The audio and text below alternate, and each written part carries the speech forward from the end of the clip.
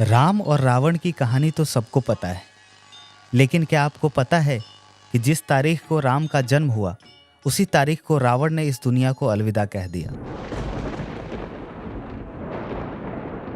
हम बात कर रहे हैं रामानंद सागर के मशहूर सीरियल रामायण में भगवान राम का किरदार निभाने वाले अरुण गोविल की।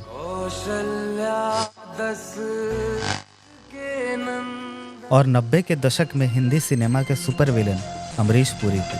डोंग कभी रॉन्ग नहीं होता।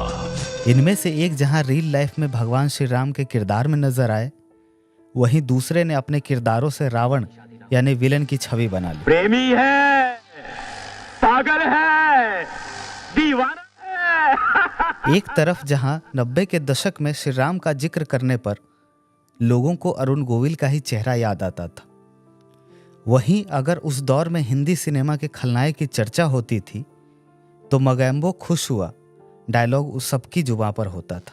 मोगैम्बो खुश हुआ। समझ तो गए ही होंगे, जिक्र कर रहा हूं अमरीश पुरी। क्या देगा? बिल्ली।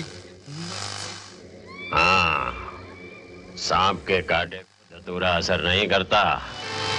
बिल्ली ने सिर्फ रास्ता नहीं काटा, ताऊ का रास्ता काटा है। और ताऊ। नमस्कार, मैं हूं नवनीत कुमार और आप सुन रहे हैं फिर वो कहानी याद आई। आज हम बात कर रहे हैं अरुण गोविल के राम और अमरीश पुरी के रावण बनने की। मुंबई की माया नगरी में भाई का बिजनेस संभालने आए अरुण गोविल को 1977 में फिल्म पहेली से डेब्यू करने का मौका मिला। इसके बाद राजश्री प्रोडक्शन ने अरुण गोविल के साथ 3 फिल्में सावन को आने दो, राधा और सीता और सांच को आंच नहीं करने की घोषणा की।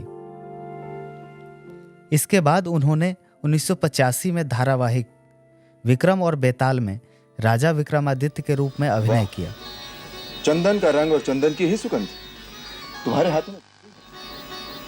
सुनो, ये कला अपने तक रखना और कारीगरों को भी सिखाना।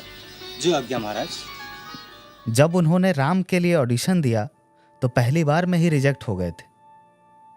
अंत में 1986 में उन्हें रामायण सीरियल मिला, जिसने उन्हें काफी फेमस कर दिया।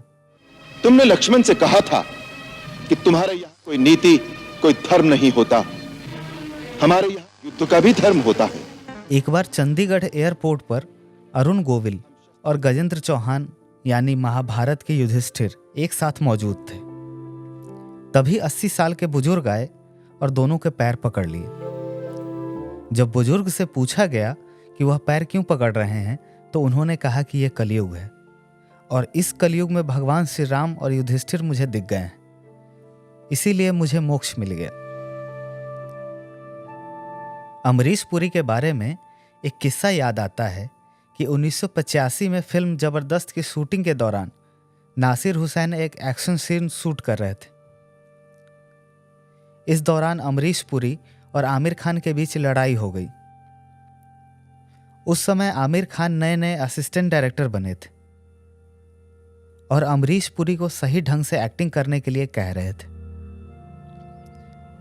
तभी अमरीश पुरी को गुस्सा आ गया और उन्होंने आमिर खान को धमकाया और चुप रहने की सलाह दी।